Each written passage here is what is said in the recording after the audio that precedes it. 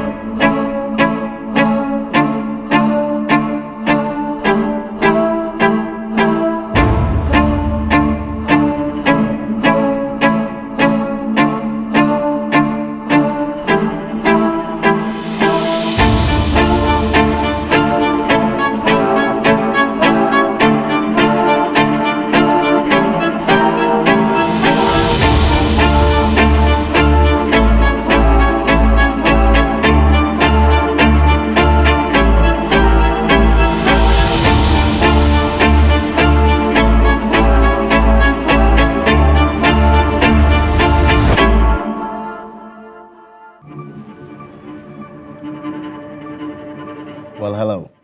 Welcome back to Reading Room.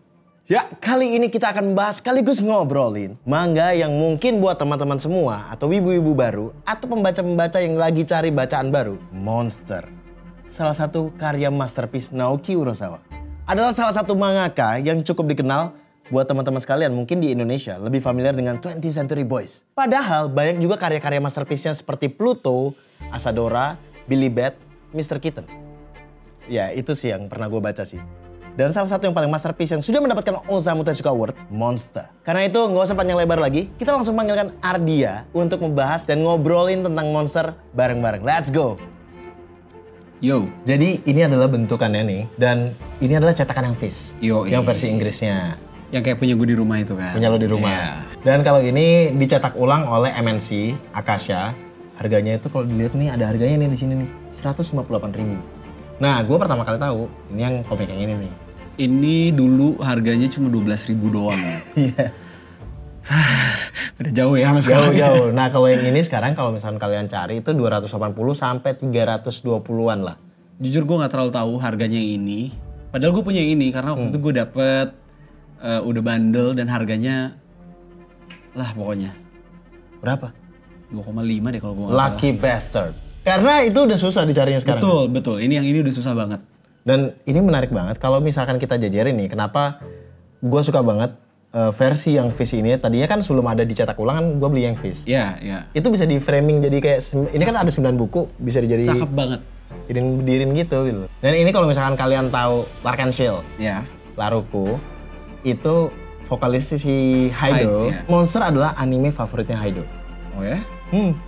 Gila animenya jujur sih, gue nggak ngebayangin kalau misalkan gue nonton anime sih, pasti gambarnya. Dan itu sayang banget, gue dari kemarin gue udah baca sampai tamat, udah agak lama. Gue cari animenya, gambarnya jelek banget. Rasionya masih 3:4 kali ya, masih TV-TV lama. Harusnya nih, misalkan Netflix kan lagi mau bikin Pluto nih. Itu loh. Nah, dibikin ulang dong monsternya. Abang-abang di Netflix, ayo dong. Dan buat gue Monster ini adalah salah satu series yang bisa dan masuk akal untuk di live actionin. Bener, dia settingnya itu di Jerman.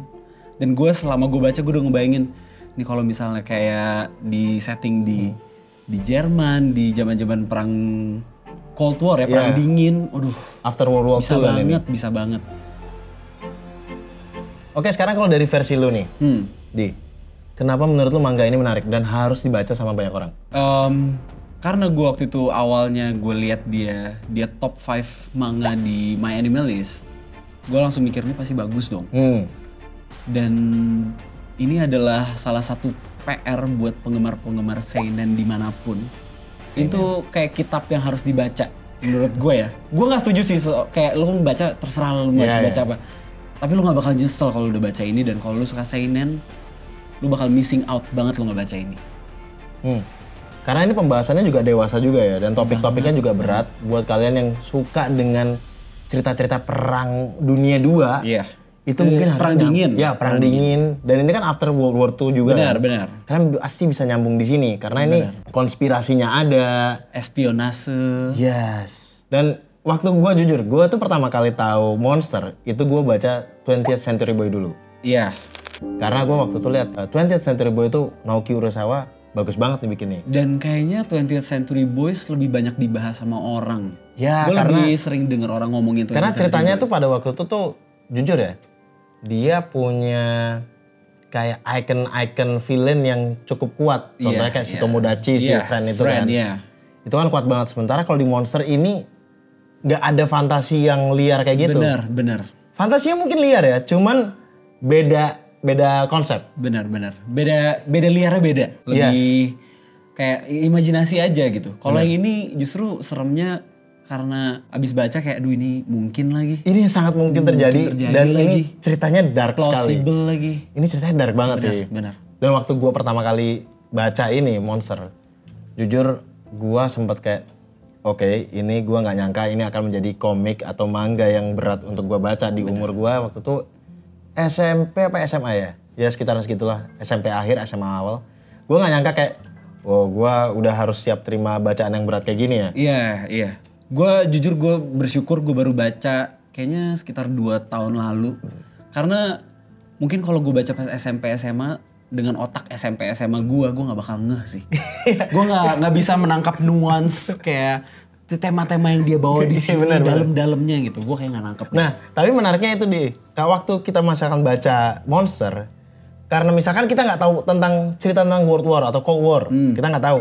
Tapi karena kita baca Monster, kita jadi kayak searching, oh ini tentang apa sebenarnya? Iya. Jadi ada referensi-referensi yang lu jadi cari-cari, oh ternyata Cold War ini kayak itu gini. yang gue seneng sama baca yang historical kayak gini, jadi kayak oh gue jadi pengen cari tahu. Gue bahkan kadang-kadang bisa baca sambil buka Wikipedia. Kayak ini ada apa sih di tahun ini, ternyata bener. Jadi nambah knowledge. Bener. Dan ini waktu gue baca, kalau lu pada seneng Ghibli, Hayao Miyazaki juga message-nya mostly di film-filmnya dia adalah anti-war.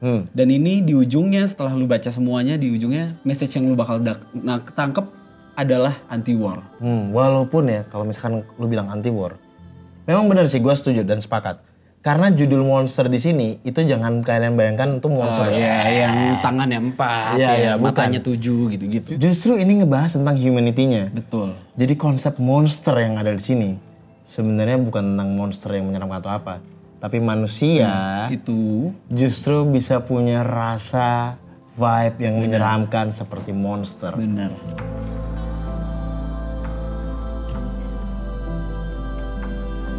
Gambar Naoki Urasawa Sensei ini emang kelihatannya simple. Tapi sebenarnya ini jauh dari kesederhanaannya itu sendiri. Gabungan dari detail background sama teksturnya, kombinasi teksturnya bisa menghidupkan gambar hitam putih itu jadi lebih hidup gitu. Benar. Kalau misalkan kita ngelihat artnya Naoki Urasawa di Monster ini, yang gue suka adalah nggak terlalu shonen banget.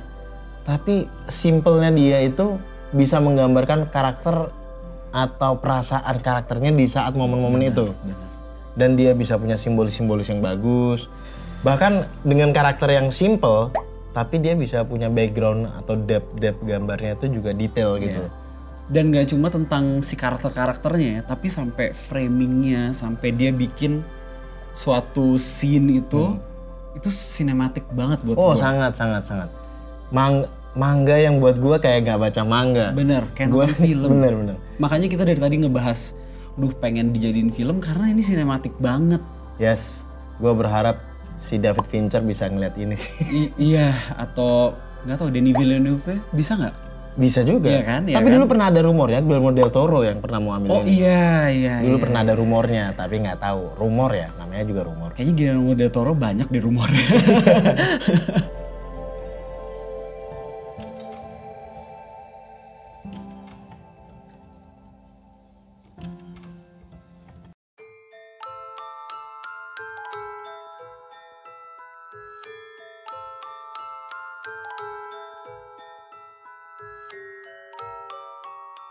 Manga ini menceritakan kisah Kenzo Tema, seorang dokter ahli bedah saraf jenius asal Jepang yang sukses meniti karirnya di Jerman.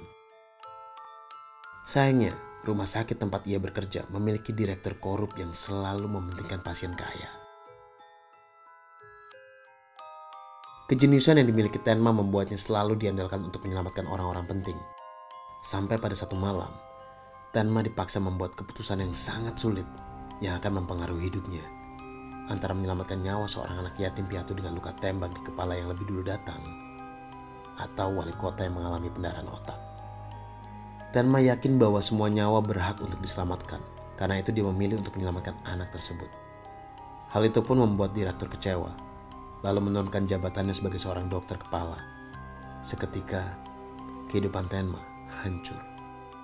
Setelah tunangan, nama baik dan karir yang bagus hilang dalam sekejap.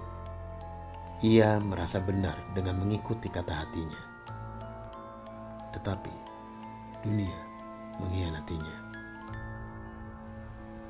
Keadaan ini tidak berlangsung lama, karena sang direktur pun ditemukan meninggal secara tiba-tiba, yang akhirnya mengembalikan pekerjaan Tenma sebagai kepala dokter bedah.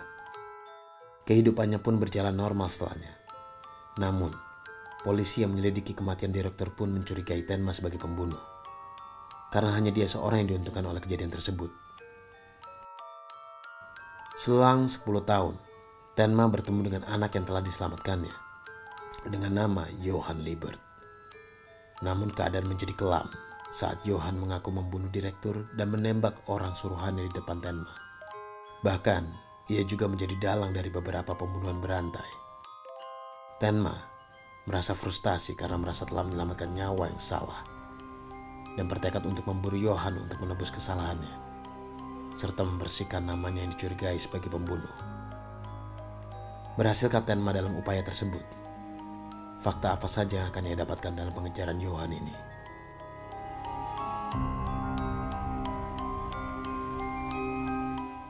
Jadi intinya manga ini tuh menceritakan tentang kita ngikutin perjalanannya Kenzo Tenma memburu Johan, tapi juga kita ngikutin perjalanan dia discover tentang ideals dia, tentang diri dia sendiri, sampai akhirnya perjalanannya pun menyentuh orang-orang yang di sekitar dia. Jadi bukan cuma sekedar journey doang ya. Benar. Ada cerita-cerita side-side karakter yang, dan ini yang paling penting dari Monster nih, dialognya dialognya. Makanya buat gue ini kayaknya bukan manga sih, ini kayaknya novel grafik. Iya, benar. Ya kan, karena dialognya itu, dialog setiap karakter itu nge-push atau ngedrive story-nya untuk kita mau lebih jauh lagi masuk ke dalam ceritanya gitu. Nggak ada gue ngerasa side karakter yang ketemu di sini yang nggak serve the story. Ya benar. Semuanya lu ikutin perjalanan mereka, dan even kehidupan si side karakternya pun lu merasa invested, lu merasa kayak, oh dia sekarang kayak gimana ya. Kadang-kadang di chapter selanjutnya berapa chapter dibalikin lagi dan akhirnya oh ada progress loh. Yes. Itu Naoki Urasawa banget. Timeline-nya tuh lu bisa kayak lagi di sini, tiba-tiba timeline-nya pindah lagi di sini. Iya. Jadi ibaratnya ada flashback tapi yang manis gitu, perubahannya kayak waktu flashbacknya harus kembali, momennya udah tragis gitu. Lu gak ngerasa rugi lu merhatiin satu side karakter ini gitu. Gak pernah. Dan bahkan kalau misalkan bisa dibilang ya, kalau kalian bisa invest sama satu karakter, kalian, ini agak spoiler, kalian harus hati-hati karena bisa jadi karakter kalian mungkin masa lalunya kurang baik. Tuh. Atau masa depannya akan berakhir tragis. Agak-agak Game of Thrones ya. Sebenarnya agak Game of Thrones. Kayak takut mau ngikutin si karakter yang ini hidup gak gitu. Iya.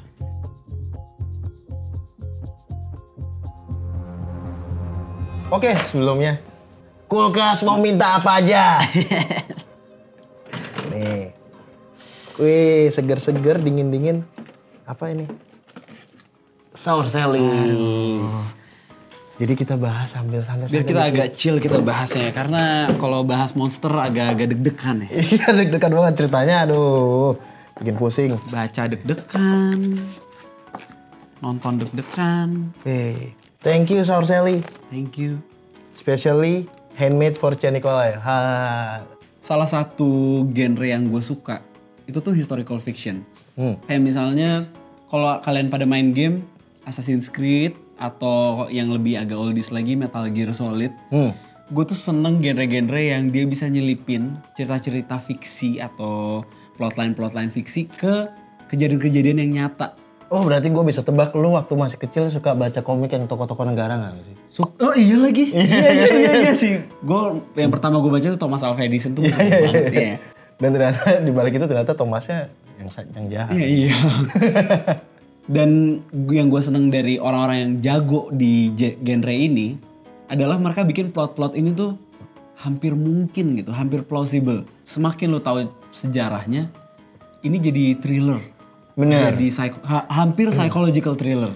Ya kayaknya genre yang tepat buat monster psychological thriller kayaknya. Nah kalau di manga kan dia ada teks-teksnya gitu kan. Yeah. Seinen iya, psychological thriller iya, historical fiction iya. Itu jadi serem. Lu baca kenapa tadi gue bilang deg-degan karena dia deket sama kehidupan nyata. Bener. Dan kalau misalkan kalian baca ini, kita sarankan nih ya, di saat kalian sudah paham, ya 15 tahun ke atas lah ya. Atau kalau kalian mau tahu info tentang negara-negara atau perang-perang dulu, silakan, itu bakal nambah knowledge kalian loh. Kalian akan menjadi anak paling pintar di kelas. Iya. Dan gue bilang jangan takut, karena gue juga sambil baca, abis itu gue ngecek Wikipedia lagi. Ini ada apa sih yang terjadi di sini? Karena karena untuk lu ngerti ini, lu harus ngerti konteksnya. Dan gue juga nggak setahu-tahu itu. Jadi sambil gue baca, gue cek konteksnya apa sih di kejadian ini di Berlin tuh ada apa sih? Yeah. Ada tembok Berlin lah, ada apa? Ternyata dulu ada blok barat, blok timur. Dan gue karena dia ngepacknya secara sangat menarik, jadi gue semakin history enthusiast banget. Ya karena memang kebetulan lu adalah historical enthusiast, ya kan? Jangan-jangan gue curiga nih, Naoki Urasawa itu ketemu sama tokoh aslinya, terus dia kayak ceritain, karena ceritanya terlalu deket banget nih. Iya. Gue bisa percaya kalau misalkan Kenzo Tenma itu benar-benar mengalami kejadian ini. Iya, gue kayak ini bener gak sih, bener terjadi gak sih? Ini orangnya ada gak sih? Gitu. Iya. Jadinya sangat horor. Kalau lu pikir kalau... Wah, gue ngebayangin aja gue langsung merinding. Iya. Karena ini, aduh.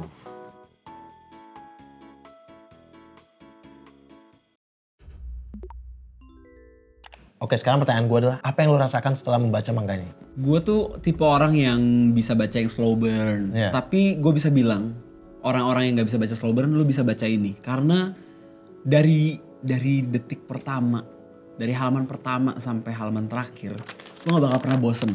Ya. Dan gue seneng dinamika dia, karena kan ini utamanya tuh adalah misteri ya, tentang thriller, hampir crime drama lah gitu ya. Tapi bahkan di sela-sela nanti tiba-tiba lu ada reveal kayak, oh ternyata ada satu misteri yang terbuka, dan itu kan sambil dia ngasih misteri selanjutnya ya, jadi tetap lu penasaran, tapi di tengah-tengahnya dia masukin momen-momen yang wholesome, momen-momen yang anget. Gue tadi jujur sebelum ini gue abis nge-refresh, gue baca lagi. Ada di chapter berapa yang gue jadi nangis gue bacanya. Aduh, iya. Gue jadi inget itu banyak hal-hal yang bagian simpel tapi ternyata itu, dalam banget ya.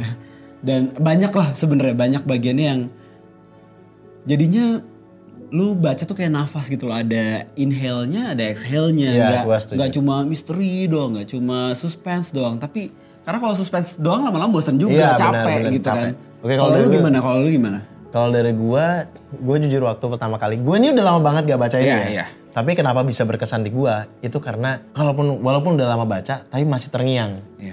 Tapi satu hal yang gue inget dari kesan-kesan gue waktu baca ini adalah, gue secara manusia ya, gue ngerasa anjir, ternyata setiap nyawa, setiap manusia itu ada harganya. Ini, waduh, ini pembahasan monster itu kita ini susah loh untuk nahan supaya nggak spoiler. Iya, supaya kita nggak kepanjangan, supaya masih ada materi buat yang lain. Iya, karena ini gatel banget. Ini bicara juga integritas itu. Gimana protagonisnya seorang dokter Kenzo Tenma yang ibaratnya berjuang untuk, ya sumpahnya dokter itu kan untuk membantu, untuk menyelamatkan nyawa. Iya. Tapi di sini dia harus memburu seseorang yang bisa disebut juga antagonisnya. Itu harus ya memburu dengan cara pam atau apapun. Dr. Kenzo Tenma punya prinsip bahwa dokter itu harus menyelamatkan nyawa manusia. Iya. Semua nyawa equal. Sementara Johan hanya mau kalau dia mati di tangan Tenma. Ya itu udah melawan sumpah dia sebagai dokter loh. Dan sepanjang jalan itu si sumpahnya dia itu dites terus, dites terus. Orang yang jahat sama dia bantuin nggak ya, gitu kan, si biji, ya kan, yang baik sama dia, yang kadang-kadang harusnya dia nggak punya waktu buat bantu, dia tetap bantu. Dan gue seneng di sini idealnya si Tenma ini kita sandingkan dengan idealnya. Ini nggak spoiler ya, karena dari awal kita udah tahu nama antagonisnya itu Johan. Itu di sepanjang jalan idealnya mereka tuh saling mempengaruhi kehidupan orang-orang di sekitar mereka, dan yang perang tuh yang saling memburu, saling berlawanan tuh nggak cuma orang-orangnya tapi ideal mereka juga. Bener. Aduh, gue mau cerita ini, tapi gue takut spoiler. Oke, gue coba aja, kita coba ya. Gak tahu spoiler atau enggak ya. Dari semua panel-panel atau forum-forum yang gue pernah cek tentang pembahasan tentang villain, Naoki Urasawa berhasil menciptakan karakter villain terbaik yang pernah ada. Benar. Johan Liebert. Ini adalah karakter villain yang paling sukses diciptakan yang pernah ada. Ini opini, tapi kita cuma bilang aja yang beropini kayak gini banyak banget. Banyak sekali. Jadi bukan cuma kita ya. Bukan cuma kita. Banyak sekali. Karena itu kalau kalian, ya ini harus baca lah. Bener. Oke, kalau dari gua ya sudah. Tinggal kalian beli, ini udah dicetak ulang lagi oleh Akasha MNC. Kalian tinggal beli, harganya 158.000. Iya. Yes. Kalau misalkan kalian cari yang ini udah lama banget, udah susah mungkin carinya. Ya, udahlah. Dan ini juga lebih bagus juga sih. Iya, udah lebih bagus. Kertasnya juga lebih bagus, walaupun masih lebih tipis daripada yang versi Viz. Benar. Tapi kalian lebih baik baca yang ini karena di sini tuh ada panel yang nggak ada. Oh ya? Ada, dulu disensor. Nah, sekarang udah nggak. Apa itu ininya, ratingnya? Ratingnya belum ada. Ya, Dewasa. Udah dewasa masih disensor. Dulu mungkin orang belum siap. Kalau sekarang kan lebih siap kan. Jadi kalian silahkan membeli dan membaca. Dan teman-teman sekalian, segitu aja obrolan dari kita. Biar nggak ngalur ngidul kepanjangan, nanti kalian cuma terima resapan dari kita aja. Kalian nikmatin sensasinya sendiri. Dan jangan lupa untuk like, comment, and subscribe. Pasang share itu juga. lonceng. Nah, notification ya. Biar kalau misalkan kita update video, kalian udah langsung tahu. Dan sampai jumpa lagi. Love you all. Peace and signing out.